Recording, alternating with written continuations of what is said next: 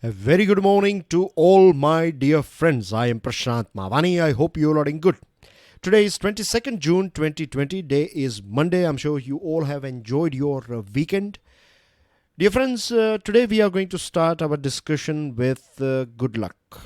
We all would like to attract good luck in our life, but how many of us are aware about the process of good luck? Do you know there is a mother of good luck? As per Benjamin Franklin, diligence is the mother of good luck. Diligence basically means doing your work carefully, giving your 100%. When we give our 100% to anything, to our work or anything, right, it will produce good things. It will produce good luck for us. With this, dear friends, StudyIQ team has designed a smart course. This smart course is designed keeping in mind the necessity, the requirements of Civil Services Examination. It covers both the pre and mains examination. To find out more about our smart course, all you have to do is download our mobile application. To download the PDF of today's lecture, check out my Telegram channel. You can follow me on Facebook. Please make sure that you share this lecture with other students. Hit the like button if you have learned something from today's discussion, and please don't forget to subscribe to our YouTube channel. On our table, we have 4 articles. The first one is about India and China. Second one is about mask usage or importance of wearing a mask. The third one is about, again, India, China. This article is very interesting. It is giving us some 5 important points, right? 5 ways through which we can rein or control China. And the fourth one is about economy. It's about this returning to the city. It's about migrant workers and things like that. So let's crack on. And of course, in the end, we are going to talk about some important news items. So first of all, India's continuing two-front conundrum. This article is interesting because this article is written by a diplomat, ex-diplomat. And in this article, Mr. Diplomat is talking about some important historical events, our past mistakes. And unfortunately, we are, continuously repeating those mistakes with China. You might have heard about this two-front. Few weeks ago, Indian Army Chief General Manoj Mukund Narwane as well, he said whilst he was addressing this Institute for Defence Studies and Analysis that Indian Army remains alive to a two-front war. Two-front basically means that you have two dushmans or two adversaries or two enemies at two different fronts. On northeast front, we have China here. And on northwest front, we have Pakistan. Now, the third article that we are going to talk about, and the most interesting thing about the third article is that it throws some points about China. And if we go through those points, if we understand those points, then we can realize this thing that, of course, Pakistan is an enemy state of our country, but Pakistan is nothing when you compare Pakistan with China. The things that China has been doing for a very long period of time, right, it clearly proves that China is a country that will dance in dinner with us, but at the same time it will push a dagger in our back. Since 1959, when India-China relations sharply deteriorated, India has known that it has 2 geopolitical adversaries. One is Pakistan and the bigger one is China. And we have seen this thing as well, that whenever we feel a little bit inclined towards China, when we lower our guards, whether it is this Pakistan side or China side, whenever India has forgotten that it has 2 antagonists and let its guard down, it has paid dearly. 1962 was the outcome of this lowering guard, and so was 1971. This article is talking about predominantly about 1962 and events before that. Do you know this thing that there was a time before, in like late 50s, when Mr. Nehru used to openly say that he has some reasonable or he has some reliable evidence that China will never attack India. He used to tell this thing Seriously, if you go through this whole article, then you will find, and this is not just the only article that I'm using as a reference, right? I have read this thing from various different writers from in couple of books as well, that he used to say that he was quite confident that relationship between India and China, that we are so strong, and we are old neighbors, and we have this old civilization, and we have never been in state of war in like last 2000 plus years old history. So a little bit of problems here and there is okay, but China will never attack India. He used to believe this thing, and it was not just him. Then Defense Minister Krishna Menon was also supporting the same view. In fact, he was so furious about it. He was so much obsessed about this thing that China will never attack us. On your screen, you can see the picture of Mr. Menon, right? He was our defense minister. Once upon a time, this is before 62, and before this 1962 war between India and China. It's before that, right? When I say before that, I'm talking about maybe 1 year ago. So in 1960 or 61, Mr. Menon, he called Indian High Commissioner to Pakistan, and he asked the Indian High Commissioner to brief our army personnel, to brief our top army chiefs, Army, Navy, Air Force chief, right? Like 3 services chief. He asked him to brief them about the ways through which Pakistan attack us, and how Pakistan is gearing up and things like that. So then High Commissioner said that there is nothing like that. Pakistan is not going to attack us. We should not be worried about Pakistan at present. So it's okay. There is nothing to be worried about Pakistan.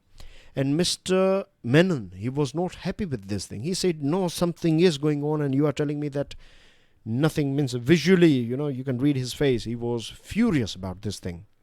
Mr. Menon firmly opposed moving a single man from Kashmir front, and so convinced was he that Pakistan would attack at any opportune moment. This obsession with Pakistan, our obsession, or then Prime Minister and then Defense Minister's obsession with Pakistan, has cost us very dearly. We were busy with Pakistan, and on the other side, we never paid attention to this other border that we shared with China, and this was and this belief system. Or I think China was very smart. China gave out this message that we will never attack, and unfortunately, we believed it as well, that they will never attack. You can read here that it was Nehru who told Krishna Menon, and India's Chief of Army Staff, that he had reliable information that Chinese forces would not offer resistance if there was a show of force from India. Then General P.N. Thapar, he said that we are making a big mistake here. We need to improve our security infrastructure, etc. This Chinese side of border, and proportion, or if you go through ratio, then it is 6:1. 6 Chinese army soldier versus 1 Indian army soldier. So this was the ratio. So he said that we need to do more here, but the top leadership was not ready to listen to this man here. And then we were attacked, right, all of a sudden on 20th October 1962. PLA struck simultaneously all along the India-China frontier, a move smacking of long preparation. Nehru had, after that, written to US President John F. Kennedy that China was making a bid for leadership, not just of Asia, but as a first step in their bid for the world leadership. Then India realized that this is not just a step against India. This is a step not just limited to Asia. This is the first step of China's journey towards global or world leadership. That was the first step when China attacked India. So there are a few things that we can do to control China, to rein China, and we are going to talk about it in the third article. So just for a change, right, rather than going ahead discussing the same topic, I thought let me discuss a few things about mask, changing our approach towards mask use. This is a very important article. And after that, we are going to talk about some things about, again, a few things about, a very interesting thing about China. If you like touching your face, you are still at risk for COVID-19. I have said this thing early on as well, and I would like to repeat myself here for every one of us that just wearing mask is not enough. Mask etiquette is also very important, right? If you are wearing a mask and if you are touching your mask with dirty hands, with maybe infected hands, then your mask security is jeopardized. And then you can, even though you have been wearing a mask, this will not help you. So make sure that you follow mask etiquettes and tell other people as well. It is very important. Unfortunately, we don't find that many advertisement or that many awareness campaigns about mask etiquette. People are aware about wearing a mask, but you will find that people will touch their mask not from this portion here. We should use, if we want to put off our mask, we should use this strings, right? We should use, if you are wearing, when I say mask, I'm not just talking about N95 certified masks. When I say mask, I'm talking about everything that you use for covering your, maybe a bandana, maybe not bandana, but maybe a sort of piece of cloth, or maybe your dupatta, or maybe your handkerchief, right, or something else. In other places they wear, a piece of cotton, and so many things, right, in our country. So it's not just about that mask. Whatever you are using to cover your mouth and nose, make sure that you don't touch this portion with dirty hands, right? Use this portion to, if you want to take off or put on your mask. So mask etiquettes are, I believe, one of the most important thing. And, now more and more people, more and more institutions are also promoting this thing that we need to follow mask. We need to wear a mask and we need to follow mask etiquettes. Unfortunately, if you go in the village side, in the countryside of our country, right, if you go in the villages or small towns, then you find that there are so many towns, there are so many villages, right, they don't have any case of coronavirus, and they are very lucky that they don't have any case, but they are at a big risk as well, because over there people are not wearing any sort of thing, right? They are not covering their mouth, they are not covering their nose and things. So God forbid, but community spread. I'm not a scientist. I don't have any evidence, because the government is not ready to accept this fact that community spread is going on in various different parts of our country. It is quite visible that community spread is going on. But still, anyway, if you believe it or not, just for argument's sake, if people are not wearing anything to cover their face and nose, right, then just imagine if you have community spread, then how many people will get infected. So in emergencies, normally demand for hard evidence can prove painful because it will take time. So what we can use is indirect evidence and conventional wisdom, right? Our sensibility. These are the things that we can use in this sort of emergencies. The best thing that we think we can do. And wearing a mask is, it's quite cheap. It's reasonable. Everyone can afford it. Even the poorest of the poor can afford. And there are so many NGOs and, there are so many people, they are giving away masks and this sort of sanitizers, and this sort of things are going on. But even if you don't have this sort of things or access to this sort of products, what you can do is you can just use a piece of, cotton or a sort of cloth, and you can use that. Your handkerchief, for example, you can use it for covering your mouth. So this is a very basic thing. WHO recommends the same thing. Wearing a mask is like a non-pharmaceutical intervention guidance on pandemic. Influenza recommends mask use for the public during severe pandemics. One more thing, that Czech Republic, the nation Czech Republic, they made it mandatory much earlier. And nowadays, Ministry of Home Affairs has also applied it. This wearing a mask was a part of, and indeed it is, again, that you have to wear a mask, but people are not taking it seriously because not enough newspaper space is given to this thing, not enough airtime is given to mask etiquettes. We know about physical distancing, we know about quarantine, but I think we are not that much aware about, in our country, we are not that much aware about mask etiquettes. So this is something that government should promote at present, right? And remember our earlier discussion that lockdown, I'm not saying lockdown has not helped. It has played its part, but lockdown it has in fact affected our economy very badly. So lockdown is not a sustainable way to control this sort of pandemics. But we have examples of countries like South Korea. We have example of countries like Singapore and other places like Czech Republic. So we have so many examples where they have used some basic things like wearing a mask, social physical distancing, and with the help of this simple things, they have kept coronavirus, to an extent, means they have kept it away. So we need to do the same thing. Recovery rate in our country is very impressive, 55% plus or something. So that's very good, right? That's very good. We don't know the main reason. I'm not sure about the main reason because there is no one single reason.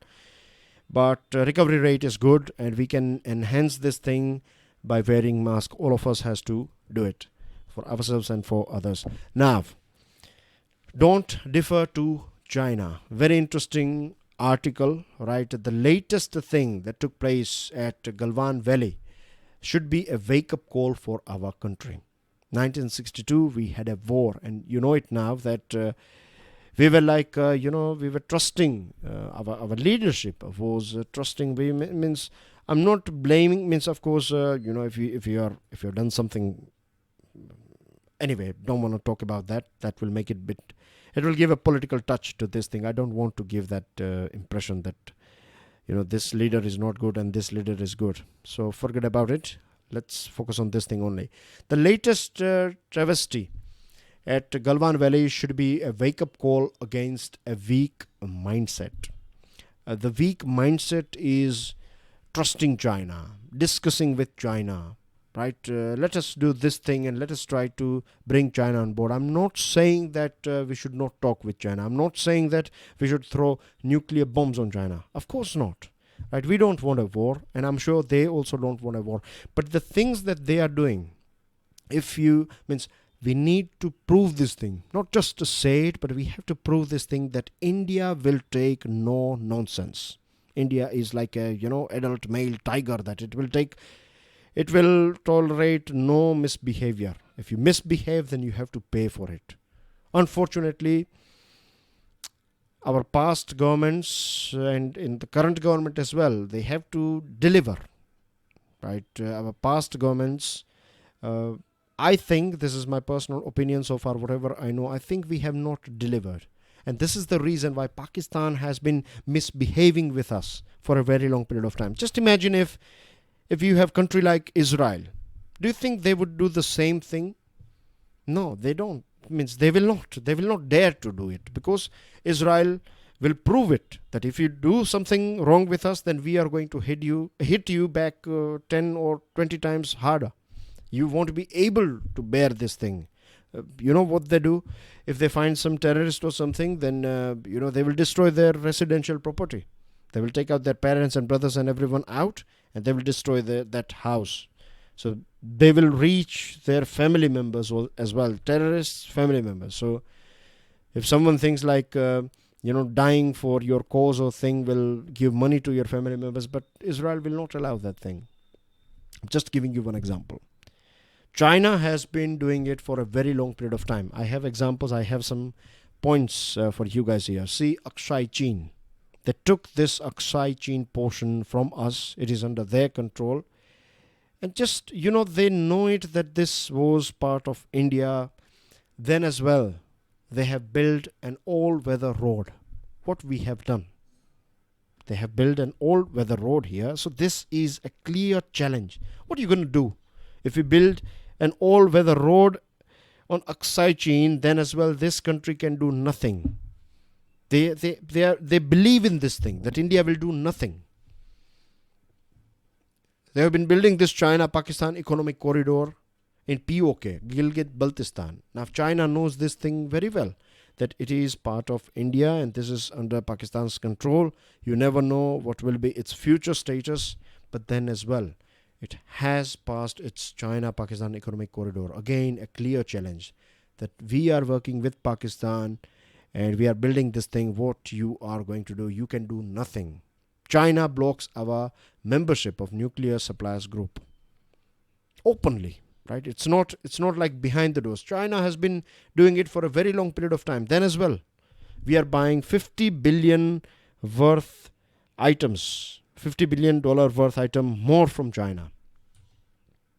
China till last year prevented Masood Azhar. The whole world knows this thing for a fact that Masood Azhar is a terrorist. He was behind this hijacking of this Kanishka Airlines, like Nepal to Mumbai flight. It was hijacked. Remember that when it was taken to Kandahar and all those things. Anyway, then as well, China was supporting or protecting Masood Azhar. China claims Arunachal Pradesh as its territory, calling it South Tibet. China is in open military collusion with Pakistan. They do this joint exercises and other things. China flagrantly meddles in our neighborhood. It is, pumping Nepal. It is offering some huge things, monetary and as well as financial, economical benefits to Bangladesh. Remember this Hambantota port, and there are so many other examples. It is there in Afghanistan as well.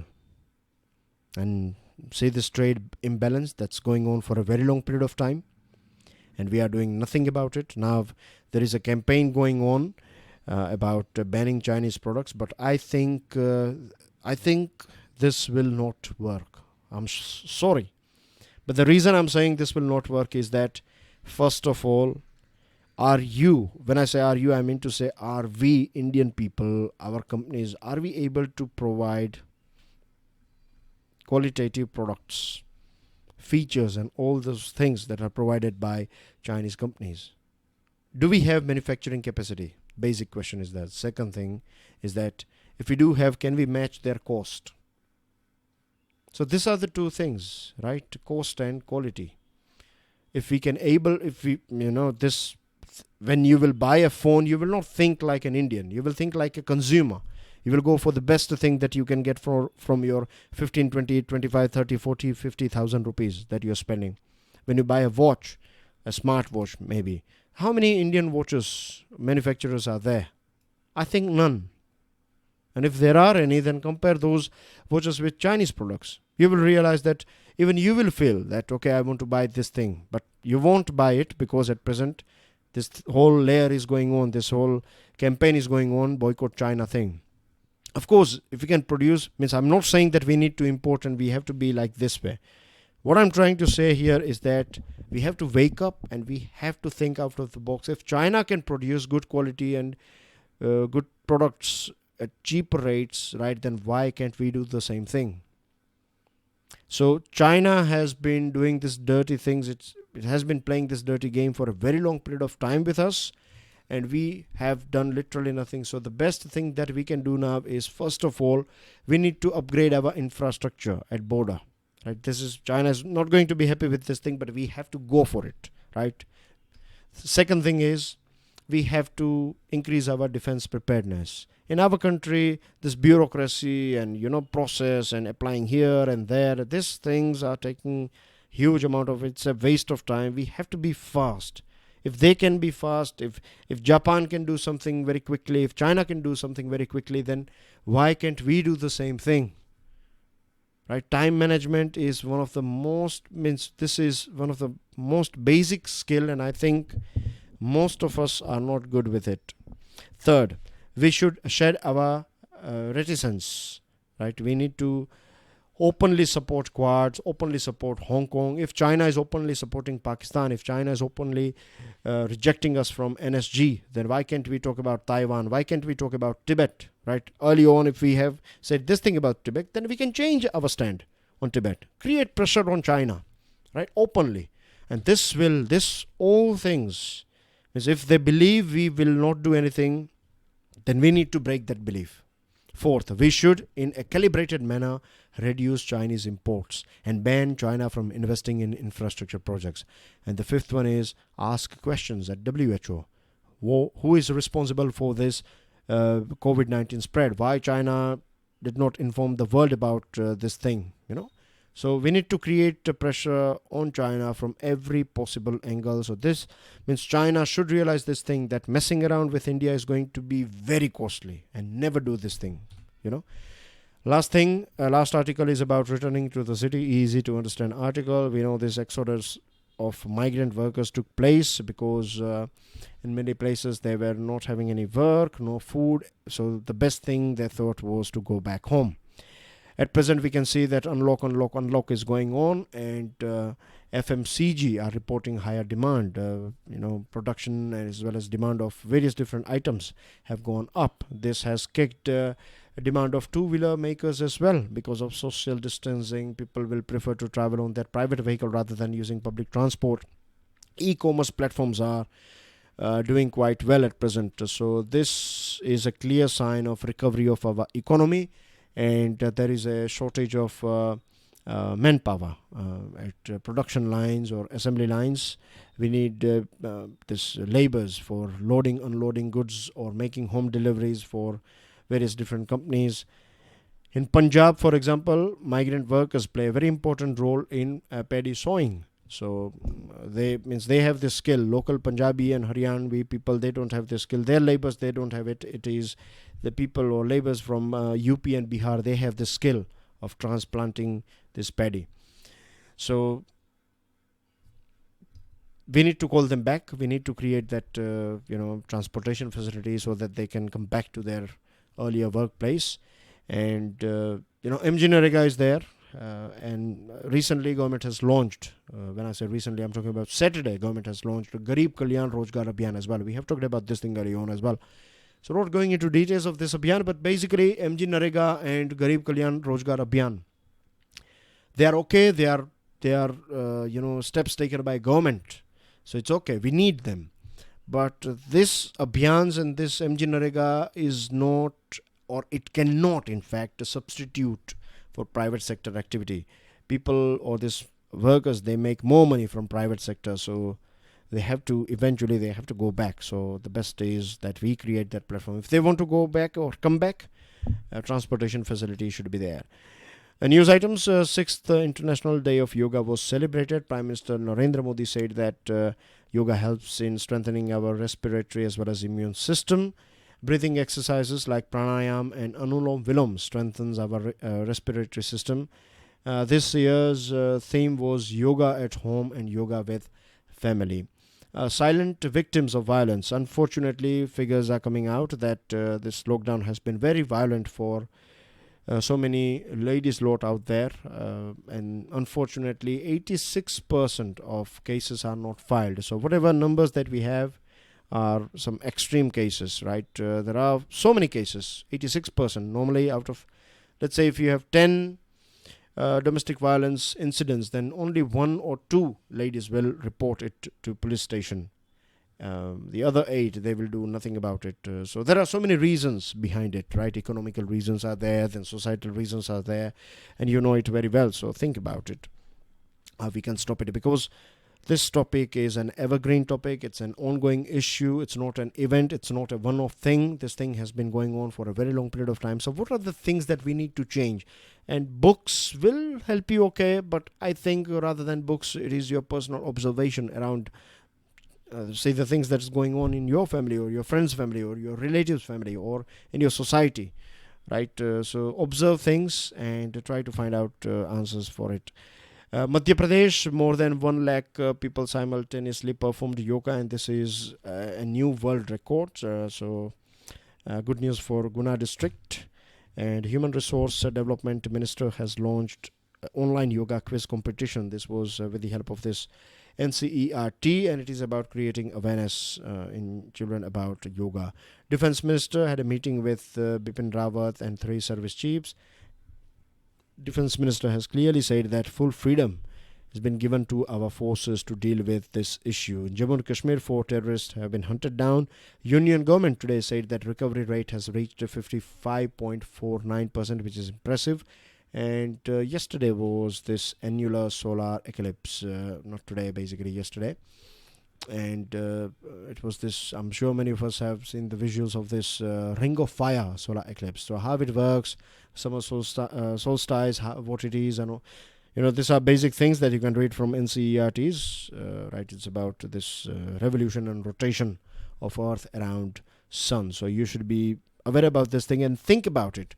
What is its impact, right? This revolution and rotation. This rotation will give us day and night. Revolution will give us seasons. So impact of season on economy, impact of season on our human life, on our crop production, etc.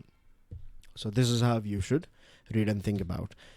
So that's everything in today's discussion about Saturday's lectures, right? I have the PPT and everything ready. I was traveling, so I was not able to record it, but I will deliver those 2 lectures by today. So enjoy your studies. God bless you all. Jai Hind.